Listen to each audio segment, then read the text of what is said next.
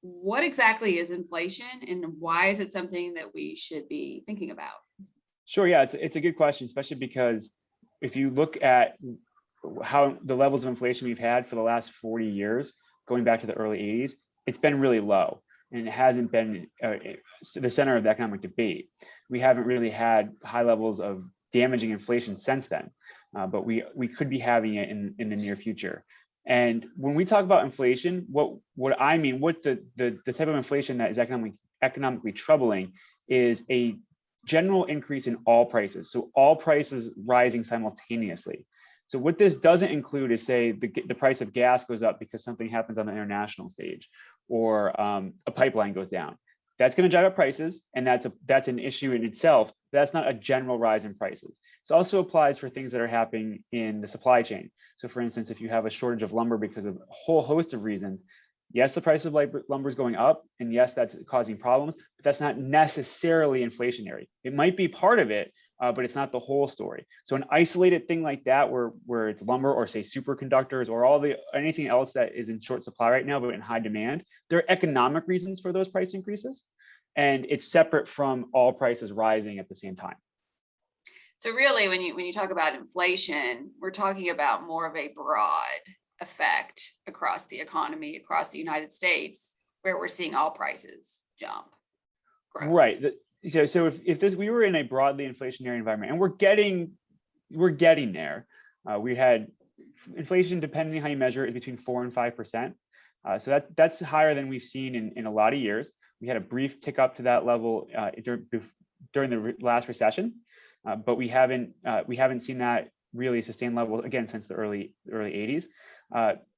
It would be all prices rising. So whether goods, services, everything you buy would be rising. The value of your income, the value of your dollars would be declining. You'd be buying less stuff with the same amount of money. Right. So what does this mean for the business community in Kentucky in making decisions, making investments? And what does it ultimately mean for consumers, say maybe those that don't recall or were around during the early 80s when we saw this last bump in inflation? What do we need to understand and what do we need to know? So definitely two different stories. On the business side, during periods of inflation, it's very hard for businesses to make decisions because the prices of the things that they buy to make their products or provide their services are going up. At the same time, the prices of what they sell is going up as well. But it just raises the general specter of uncertainty. But then any financial institution really has a hard time. Lending decisions are very difficult when you're making loans because you're making loans in these inflated dollars. Inflation is good for borrowers because the value of what you have to pay back is now less going forward, but that's not good for lenders. So that's another thing for businesses. When inflation really takes off, employees ask for higher wages because they're paying more for everything that they're buying, and that becomes a real issue. With you have really upward pressure on inflation, which feeds the inflationary cycle. The other people that need to be aware, anybody who's locked into a long-term contract. So, for instance, if you're a landlord and you are renting out office space or you're renting out to tenants on the residential side, the value of that, if you're locked in that contract as the person, the renter, that's good because you're paying a locked price, but as the landlord, you can't raise that price even though the market has drifted up. That can be an issue for those type of businesses. On the consumer side, the issue really comes down to the fact that prices are rising and it's hard to get a raise from your employer, right? So if the price of everything that you purchase is rising, and you're earning the same amount, whether you're a worker or a retiree, your income is somewhat fixed for over a short time frame, and so your budget's going to get squeezed. It's not going to be a go as far, and you're going to have to economize, and that's the real issue for consumers. The other thing is that you get into this, inflation becomes a feedback cycle on itself. So if you perceive inflation is going to be rising, you might go out and buy certain things that you've been wanting to buy, durable goods. So like maybe you're going to get a washer and dryer or buy a car. So you go out now because you anticipate the price is going to be higher in the future. But when you go out and do that, and a lot of people do it at the same time, it drives up prices. and then it's reinforcing the idea that inflation is here, and it becomes a self-fulfilling prophecy, because you go out, other people go out and do it as well. And keep in mind, there's a lot of money in bank accounts right now. There's over $2.6 trillion in aggregate savings above trend since March of 2020. So there's a lot of money in people's pockets to go out and spend, and a real appetite to do so. So that's one of the major reasons why there's growing fear of really rapid inflation. Interesting. So there's this human element to inflation. It's not just that it's affecting us and it's happening to us, but are some of our decisions as consumers contributing to it? That feedback loop that you spoke Oh, absolutely. about. Inflation is heavily a psychological phenomenon, and it's heavily influenced by expectations and the human element. That if you expect inflation, you can actually cause it, because you'll react to that expectation, and you'll adjust accordingly, and that adjustment can lead to inflation. Fascinating. So you mentioned earlier lumber, and I have a friend that's trying to build a house right now. We were talking about it over the weekend. They put a hold on it because of lumber, and you wrote something recently about transitory inflation. And I think you've mentioned this. You talk about used cars, you talk about lumber, these things that we're reading about in the news, these costs that are through the roof. Is some of this short-lived? And then thinking about kind of that human element and the psychology of it, are some of these folks that are just waiting a bit to actually build that house or make that purchase, are they making the right decision to wait for these prices to cool off, or are those prices never really going to come all the way back down? Yeah, so I don't know why the term transitory has become part of the lexicon. Like, I don't know why they just say that temporary. But anyway, that's what it means. Like, these inflationary things we'll move past them eventually. These very specific things, and those two things are the supply chain issues. There's a lot of issues in the supply chain because of the recovery and the issues with the pandemic. There's still a lot of things that have to be worked out. There has to be a lot of going back to what was normal, and there's got to be a lot of adjustment to the new normal. That will take time, but it will happen. That will work itself out probably by the end of the year into next year. It'll be bumpy. We'll see things like superconductors or all these things that have popped up that will have pockets of those, but those will work themselves out, and they're not inflationary. Like I talked about at the beginning, they're price increases because of supply and demand issues. There's a lot of demand for certain products, but there's a limited supply because of supply chain, whether it's the Western port, or it's coming in from a country that's not fully opened up yet, or it's here in industry that has having a hard time getting people to come back to work. Those things will work themselves out over time. So that's one of the transitory ones, temporary. The other is all that savings that's been built up, that $2.6 trillion of savings. We're going to spend it, and that will work itself out. And that's just going to take some time. I think we'll probably spend that down. It's a lot of money to spend, say, before the end of the year. We only have 6 months left in the year, but it'll be spent down before too long. So in a year, that money Americans will spend that because they want to spend it, and there's more opportunities to spend it now than there were even a couple of weeks ago. So those are the transitory things that when people talk about that will work themselves out over time, and those aren't so concerning. They're concerning in that, so like your friend with the house and the lumber, it's concerning because they have to put their construction on hold. The workers who would have been building that house are now put on hold. Everything's so busy in that market, though, they're probably off at another project anyway. But for those who aren't, they're put on hold.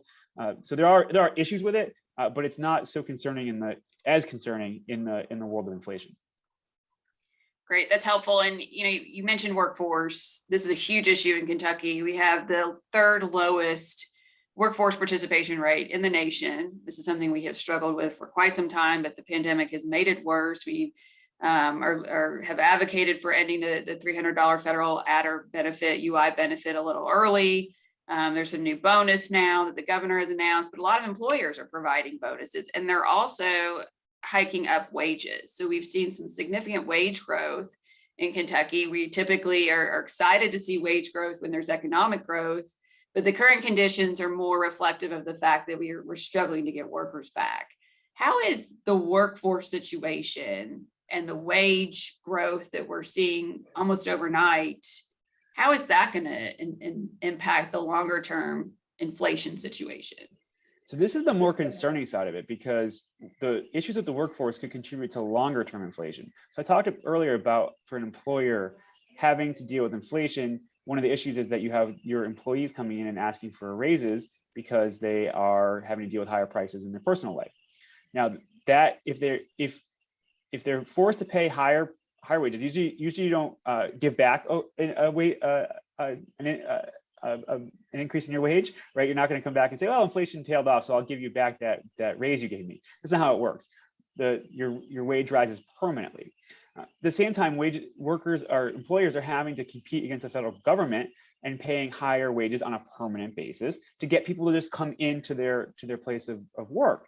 And that could be a permanent part. If employers are having to do that over the next year plus, that will contribute to sustained long-term inflation. That's one of the concerns on the workforce front. That's why we've called for the end of the $300 extra per week federal bonus for unemployment, and we're calling for states to do inventive things like pay back to work bonuses. In polling, we've seen that that's one of the ways that would most entice workers back.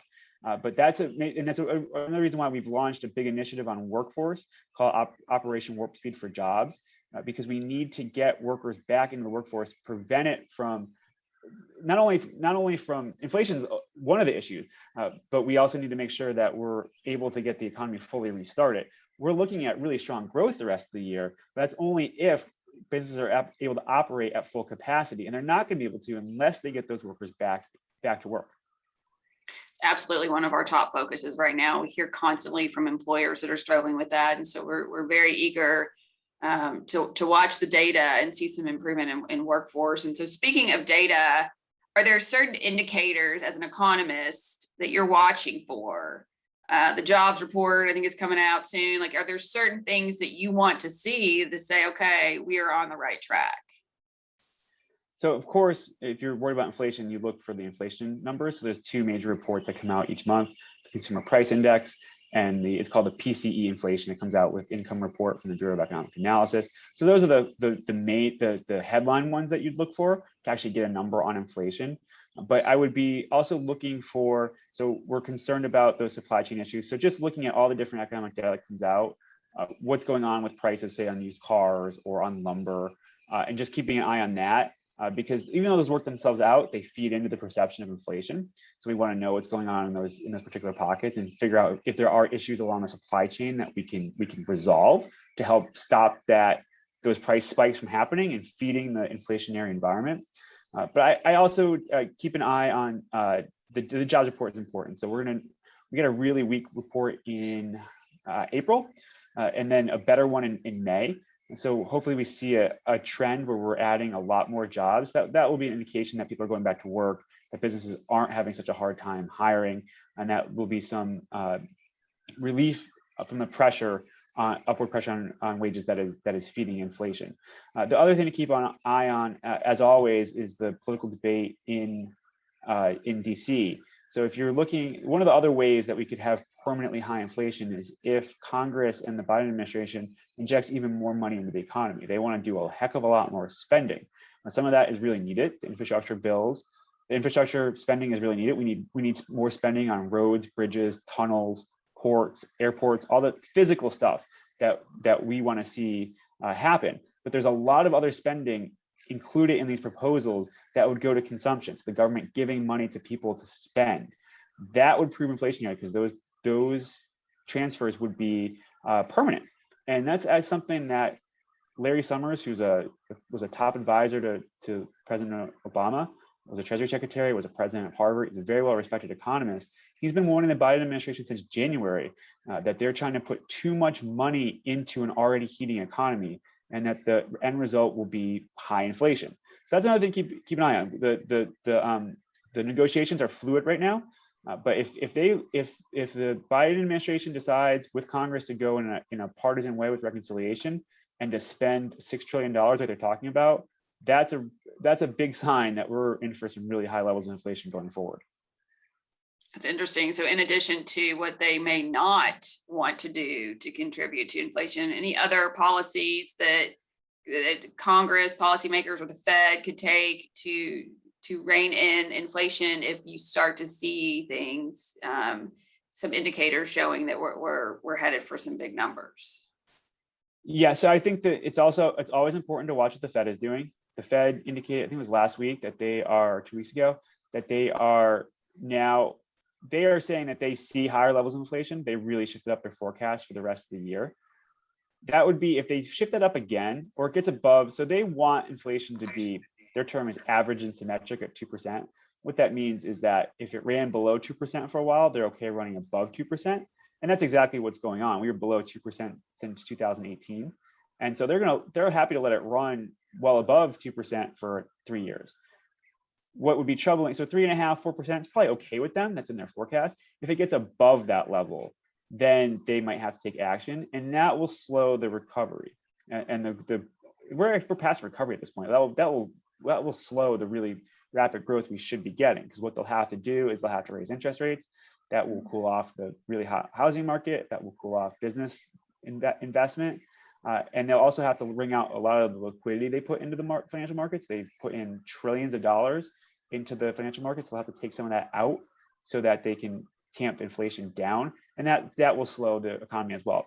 They're not going to cause a recession. We're looking at near double-digit growth for the second quarter, really strong growth in the third quarter. So it'll come down a few percentage points at least. So it's not like it's going to totally reverse things, but it would take away from a really big boom that we would have otherwise gotten.